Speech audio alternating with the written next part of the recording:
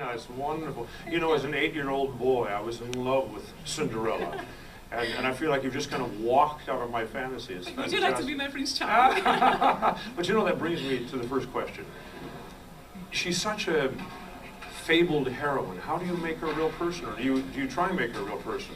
Well, you know, it's just basically to think of a past, go back to the little girl's dreams, you know, when we all little girls thought about Cinderella story, how beautiful it ends, and are dreaming about the Prince Charming on a white horse, taking them somewhere, somewhere away. So this is basically going, yeah, back to childhood. So you enjoy it? I love it. It's just so endearing, and it's so loving, and you know, the character of it, or really the goodness of it, it's really something that I think on a daily basis we should remember more often. Oh, bravo.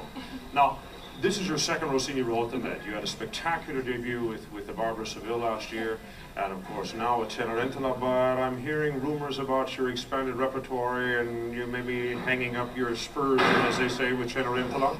Yeah, it's probably this going to be one of my last performances. There are a couple more to go, but you know, it's actually very strange that I really debuted here with the Rossini, and again the second role is the Rossini. I don't consider myself really a Rossini singer.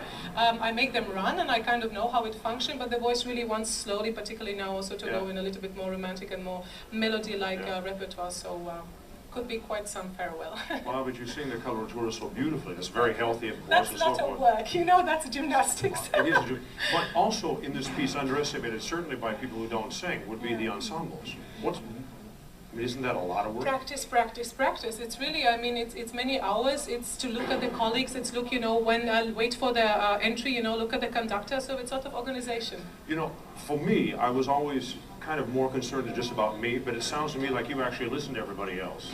I mean, to keep track of the rhythm is what I mean, you know. No, absolutely. I mean, you know, and it's very often it's difficult because you don't hear the orchestra because you have everybody who's singing around you, you know. So you kind of really have to concentrate on a conductor, sometimes on a prompter box also, you know, to get that traffic lights all in the right direction. That's great. Now, next season you're coming back with the new production that Bart Scheer is doing of Tales of Hoffmann as the Muse Niklaus. Yes. Have you done that? Yes, I've done, but it's a long time ago. I think last time in 2003, and I saw already costumes. Bart showed me, I think, 2 weeks ago. It looks very, very exciting. It looks beautiful. Have you had a chance to talk about the role and the concept? Not yet so much, no. And I kind of don't want to, you know, think too much in case I think in a wrong direction. But anyway, we have a nice rehearsal time, so I'm looking very much forward to that. Now, you're obviously a huge star in Europe, and thank goodness the Met audiences are getting you more and more in this house, and then eating you up, as they say, and it's wonderful.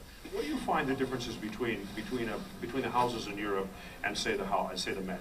Talking specifically about the size, we don't talk about that very much. Is it an issue? Do you sing differently here? You sing louder. No. More on the bow.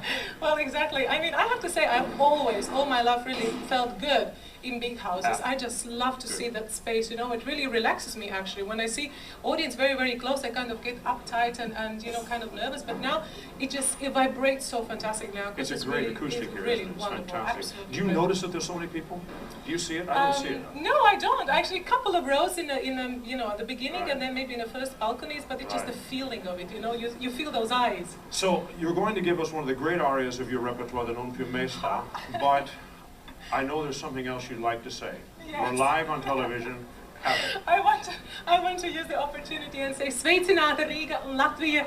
Mamma, tēti, brālis, jūs mīlu. Paldies, ka skatāties. And that means for the rest of you, Happy Mother's Day. Exactly. Thank you so much. Thank you so much. Wonderful. Thank God you. bless, and toi toi toi for the rest of the opera. Thank you Thank you very much.